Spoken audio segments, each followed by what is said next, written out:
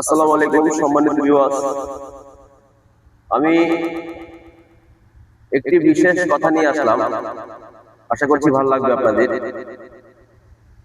আসলে আমরা কিসের বাহাদুরি করি জানি না আদৌ আমি, কিন্তু একটি জিনিস আমার সামনে জিন্দা প্রমাণ। একটি কথা আছে, মানুষ সবসময় বলে লোহা একদিন পড়ে জং। যখন আপনার অবসর নিয়ে ফেলে, যখন মানুষ এটাকে ব্যবহার করে না, তখন লোহা তো পড়ে জং।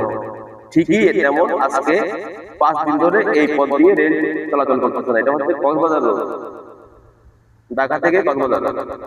এই রেল পথে আজকে 5 দিন ধরে রেল চলাচল করতেছে না। দেখছেন কি পরিমাণ জং ধরছে 5 দিনের মধ্যে।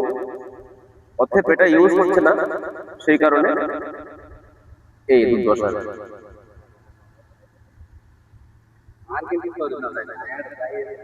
এই যে দেখতেই পাচ্ছেন